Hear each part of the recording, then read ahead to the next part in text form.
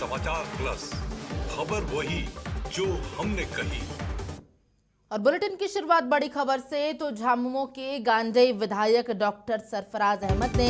विधायकी पद से इस्तीफा दे दिया है। नए साल में जेएमएम को यह बड़ा झटका लगा है। बड़ी खबर, गांडेय विधायक सरफराज अहमद ने इस्तीफा दे दिया है। वहीं दूसरी तरफ बीजेपी सांसद निशिकांत दुबे ने इस मामले को लेकर ट्वीट किया है, जहां उन्होंने कहा है कि झारखंड कांडे विधायक ने विधानसभा से इस्तीफा दिया है और इस्तीफा स्वीकार हो गया। साथ ही साथ उन्होंने एक और बड़ी बात कही है कि सीएम हेमंत सोरेन अपने पद से इस्तीफा देंगे और झारखंड के अगली मुख्यमंत्री उनकी पत्नी कल्पना सोरेन होगी। और यही कहा है उन्होंने कि नए साल में सोरेन परिवार के लिए काफी मुश्किल होने वाला है, काफी कष्टदायक ये नया साल होने वाला है।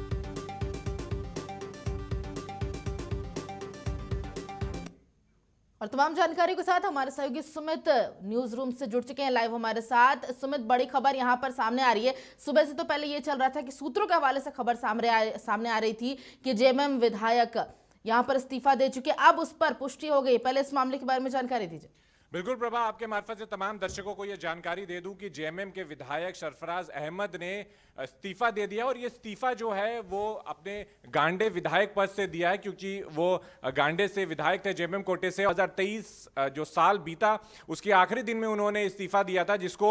जो झारखंड के जो रविंद्रनाथ महतो जो झारखंड विधानसभा के अध्यक्ष हैं, उन्होंने इस चीज को स्वीकार कर लिया और वो लेटर भी जारी हो गया, नोटिफिकेशन जारी हो गया है, जिसके बाद से कहीं ना कहीं जेएमएम का जो ये पूरा सियासी गलियारा है और जो महागठबंधन की जो सरकार है उसमें कहीं ना कहीं खलबली मच गई है। जैसे ही सरफराज अहमद ने इस्तीफा दिया है उसके बाद से ही लगातार विपक्ष जो है वो हमलावर है। और अभी हमने थोड़ी देर पहले दीपक प्रकाश के प्रतिक्रिया भी देखी। उन्होंने कहा कि ये जो है वो अंदरूनी मामला है, लेकिन कहीं ना कहीं जेएमएम जो महागठबंधन की पूरी सरकार है उनके बीच में जो समन्वय है वो कहीं ना कहीं बनता हुआ नहीं दिखाई दे रहा है। यहाँ पर कहा जा रहा है कि सरफराज अहमद ने कहा है कि वो अपनी निजी कारणों के कारण इस्तीफा दे रहे हैं, लेकिन बड़ी खबर ये सामने आ रही है कि शायद जो गांडे सीट की हम बात कर रहे हैं वहां से सीएम हेमंत सोरेन की पत्नी कल्पना सोरेन लड़ सकती हैं, ये बड़ी कारण बताई जा रही है। और निशिकांत दुबे सांसद जो है बीजेपी से, उन्होंने भी ट्वीट कर कुछ इसी ओर इशारा किया है। बिल्कुल, देखिए अटकलें तो लगाई जा रही हैं और सुबह से ही जो सियासी गलियारा है वो गर्म हो गया है। लेकिन यहां पे आपको बता दूं कि निशिकांत दुबे जो हैं वो लगातार सरकार पे, महागठबंधन की जो सरकार और खास तौर पर सीएम हेमंत सोरेन पर हमलावर हमेशा से दिखते रहे हैं।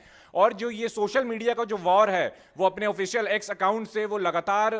पोस्ट करते रहते हैं और हमेशा ये जानकारी देते रहते हैं और सीएम हेमंत सोरेन पर हमलावर रहते हैं। और आज सुबह लगभग 1 घंटे पहले उन्होंने अपने ऑफिशियल एक्स अकाउंट पे पोस्ट किया और उन्होंने साफ तौर पे ये कहा है कि जिस तरीके से साल के पहले दिन ही गांडे विधायक सरफराज अहमद का जो इस्तीफा है वो स्वीकार कर लिया गया है और इसके बाद सीएम हेमंत सोरेन जो हैं वो कहीं ना कहीं इस्तीफा देने वाले हैं, जिसके बाद झारखंड की सियासत में जो सीएम का अगला चेहरा उभर करके सामने आने वाला है वो है सीएम हेमंत सोरेन की पत्नी कल्पना सोरेन। लेकिन ये समाचार प्लस पूरी तरीके से पुष्टि नहीं करता है, क्योंकि निशिकांत दुबे लगातार जो है वो सीएम हेमंत सोरेन को आड़े हाथों लेते रहते हैं और लगातार महागठबंधन हैरान करने वाला मामला है, क्योंकि सुबह से खबरों में ये चीज चल रही है कि सरफराज अहमद जो है वो इस्तीफा देंगे। शायद सूत्रों से हवाले सही है गलत है, यहाँ पर बीजेपी की तरफ से प्रतिक्रिया आ गई, लेकिन जेएमएम की तरफ से अभी तक कोई प्रतिक्रिया नहीं आई है। देखिए, जेएमएम की तरफ से अभी तक कोई प्रतिक्रिया इसलिए भी नहीं आई है क्योंकि आप खुद समझिए कि अगर किसी पार्टी में एक विधायक जो है वो उस पार्टी का हाथ छोड़ देता, उस पार्टी का दामन छोड़ देता, तो कहीं ना कहीं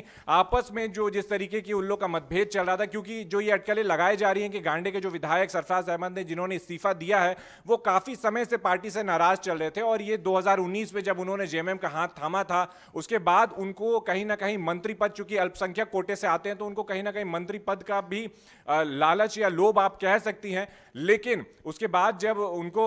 नहीं बनाया गया मंत्री तो उसके बाद से वो लगातार नाराज चल रहे थे पार्टी से और कहीं ना कहीं इतने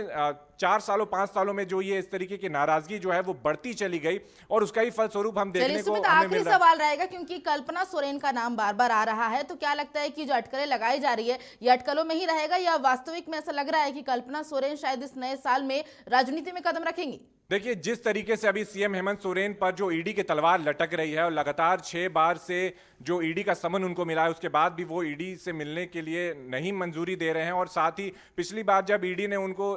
साफ तौर पे ये भी पूछा कि आप अपने तरफ से समय बता दीजिए और जगह बता दीजिए, आपसे वहीं पर आकर के पूछताछ की जाएगी, लेकिन उसके बाद भी सीएम हेमंत सोरेन की तरफ से कोई भी प्रतिक्रिया नहीं मिलने के बाद से अब जो झारखंड की जो सियासत है और झारखंड का जो सीएम पद है, उसको लेकर के सिर्फ कल्पना सोरेन ही नहीं, कई सारे ऐसे नाम हैं जिनको लेकर के अटकलें लगाई जा रही हैं। लेकिन अगर हम सिर्फ कल्पना सोरेन की हम बात करें तो कल्पना सोरेन को सीएम ऐसे ही नहीं दे दिया जाएगा सीएम पद। अगर वो सीएम के लिए उनका नाम सामने भी आ रहा है तो उसके पीछे भी कई एक जो पृष्ठभूमि है वो समझने की जरूरत है। चलिए ठीक है सुमित, पृष्ठभूमि तैयार की जा रही है जेएमएम पार्टी के द्वारा, देखते हैं कि आने वाले इस समय में क्या कुछ सामने आता है। बहुत बहुत शुक्रिया तमाम जानकारियों के लिए।